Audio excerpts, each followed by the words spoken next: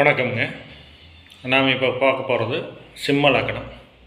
சிம்ம லக்னம் அப்படிங்கிறதுக்கு செவ்வாய் தோஷம் அப்படிங்கிறது என்ன செய்யும்?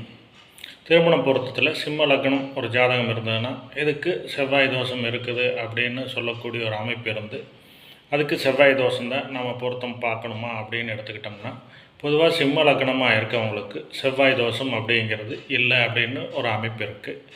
அது பரிகார செவ்வாயின்னு எடுத்துக்கிறக்கூடிய ஒரு அமைப்பும் இருக்குது. எனவே நாம் சுத்த ஜாதகமும் பொருத்தத்துக்கு எடுத்து பார்க்கலாம் அப்படின்னு சொல்லலாம்.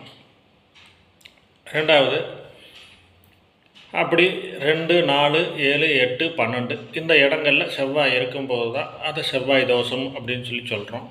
அப்போ இந்த இடங்களில் செவ்வாய் இருந்தால் அதை என்ன பண்ணும் அப்படிங்கிறதெல்லாம் பார்க்கலாம். சிம்ம லக்னத்துக்கு 2ஆம் வீட்டில் செவ்வாய், அதாவது கன்னி வீட்டில் செவ்வாய் இருக்குது அப்படிங்கிற பட்சத்தில், அப்போது இந்த இடத்துல செவ்வாய் இருக்குது அப்படிங்கிறக்காக பொதுவாக 2ஆம் வீட்டில் இருக்கக்கூடிய செவ்வாய் பொறுத்தளவுக்கு பெரிய அளவில் பாதிப்புகள் இல்லை அப்படின்னு சொல்லக்கூடிய ஒரு அமைப்பு இருக்குது. இருந்தாலும் இது குருவோடு சேர்ந்தோ அல்லது குரு பார்வை இருந்தோ பார்த்தாலோ இதை நம்ம பரிகார செவ்வாய்னு எடுத்துக்கலாம். அடுத்தது பார்த்தீங்க அப்படின்னா 4ஆம் வீடு. 4ஆம் வீட்டில் விருச்சிகம். இப்போ இந்த விருச்சிகம் ராசியில் செவ்வாய் இருக்கும்போது அது தன்னோட சொந்த வீடாக இருக்கிறதுனால இதுக்கும் பார்த்தீங்க அப்படின்னா நம்ம பரிகார செவ்வாய் அப்படின்னு சொல்லி எடுத்துக்கொள்ளக்கூடிய ஒரு நிலை இருக்குது. அடுத்தது பார்த்தீங்க அப்படின்னா 7ஆம் இடம். 7ஆம் இடம் அப்படிங்கிறது பார்த்தீங்க அப்படின்னா கும்பம். அப்போ கும்ப ராசியில் செவ்வாய் இருக்கும்போது இந்த இடத்துல குருவோ அல்லது குரு பார்வையோ இருக்கும் பட்சத்தில் இதையும் நம்ம பரிகார செவ்வாய் அப்படின்னு சொல்லி எடுத்துக்கலாம் அப்படின்னு சொல்லக்கூடிய ஒரு அமைப்பு இருக்குது. 8ஆம் வீடு மீனம். மீனம் அப்படிங்கிறது பார்த்தீங்க அப்படின்னா அது அதோட அதிபதி பார்த்திங்கன்னா குரு.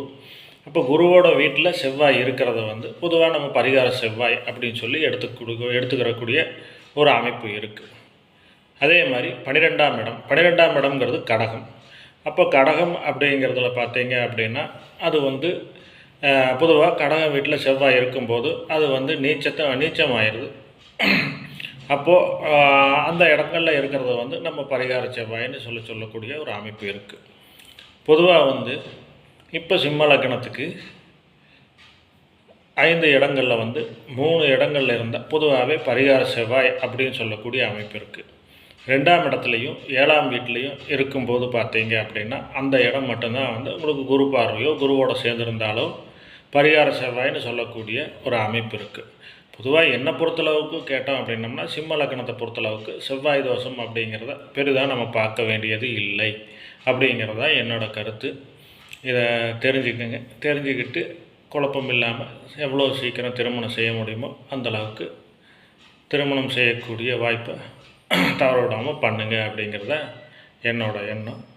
நன்றி, வணக்கம்.